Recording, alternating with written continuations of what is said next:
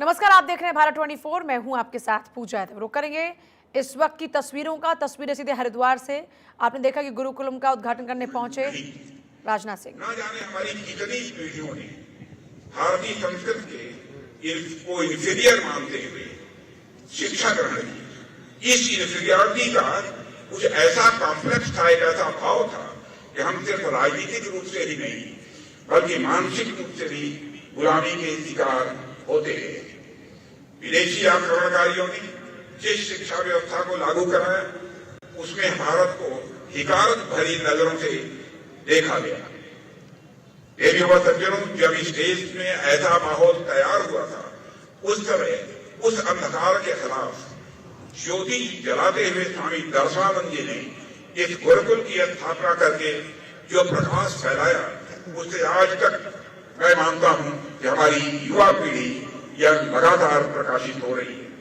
और वर्तमान में भी यह जो समय चल रहा है तथा विदेशी संस्कृति के अंधानुकरण से समाज में जिस प्रकार के नैतिक मूल्यों का ह्रास हो रहा है उसे देखते हुए आवश्यक है यह सारे गुरुकुल आगे आए और समाज में नैतिक मूल्यों का वह समावेश करें।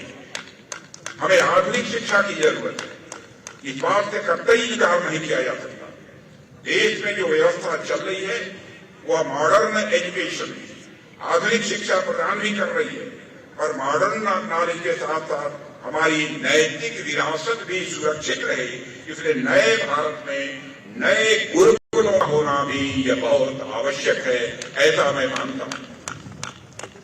देवियों व सज्जनों, प्रधानमंत्री मोदी जी के नेतृत्व में हमारी भारत सरकार ने नई शिक्षा नीति के माध्यम से और उस समय भारत के शिक्षा मंत्री हमारे रमेश पोखरियाल निशंक जी थे, प्राथमिक शिक्षा से विद्यार्थियों के मन में नैतिक मूल्यों का समावेश करने के लिए कार्य प्रारंभ किया था और हमारी उसके प्रति प्रतिबद्धता भी बनी हुई है और आगे भी बनी है। देश भर के अनेक शैक्षणिक संस्थानों में नई शिक्षा नीति को लागू किया जा रहा है। हालांकि यह प्रक्रिया कोई छोटी प्रक्रिया नहीं है बल्कि लंबी प्रक्रिया है, क्योंकि शैक्षणिक व्यवस्था में कोई भी परिवर्तन अचानक से न हो सकता है न किया जा सकता है।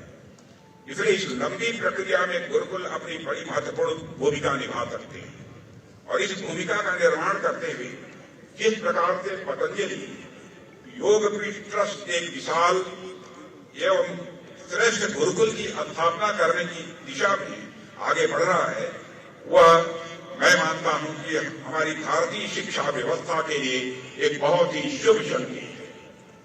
देवियों व सज्जनों, आमतौर पर गुरुकुल का जिक्र आते ही हमारा ध्यान शिक्षा की प्राचीन पद्धतियों पर चला जाता है।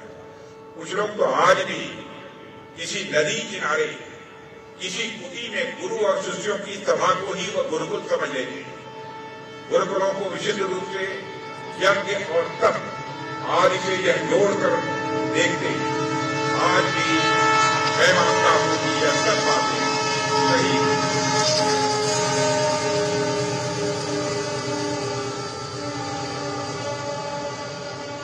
पर मैं मानता हूं कि यह गुरुकुल इनसे अब बहुत आगे बढ़ चुके हैं। गुरुकुल की मॉडर्न और स्टेट आर्ट भी हो रहे हैं और जिस प्रकार की सोच में बाबा रामदेव की देखता हूं, यह भी गुरुकुल मॉडर्न भी होगा और स्टेट ऑफ आर्ट भी होगा, ऐसा मेरा पक्का विश्वास है। यह गुरुकुल स्वयं इस बात का एक बहुत बड़ा उदाहरण है।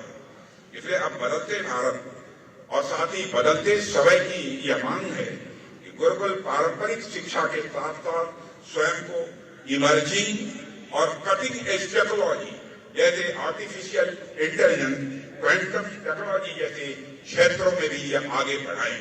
और बाबा रामदेव जी से मंच पर बैठे मैं आर्टिफिशियल इंटेलिजेंस और साथ ही साथ क्वांटम टेक्नोलॉजी के बारे में बात कर रहा था। उन्होंने कहा कि इसकी भी शिक्षा हमारे यहां दी जा रही है। यह जानकारी प्राप्त करके मुझे बेहद खुशी हुई है।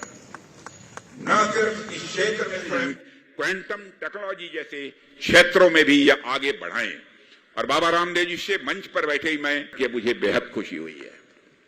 न सिर्फ इस क्षेत्र में स्वयं को आगे बढ़ाएं बल्कि मैं तो यहां तक कहूंगा कि गुरुकुल आने वाले समय में आर्टिफिशियल इंटेलिजेंस आज टेक्नोलॉजी से भी आगे की वह सोचें। केवल आर्टिफिशियल इंटेलिजेंस तक अपने को सीमित न रखें, उसी की टेक्नोलॉजी तक भी ही सीमित न रखें, बल्कि वह आगे की भी सोचें और ऐसी टेक्नोलॉजी, ऐसी तकनीक डेवलप करें जो राष्ट्र को इस सेक्टर में बाकी देशों से आगे ले जाने का काम करे, बाकी देशों से अग्रणी भारत को बनाए।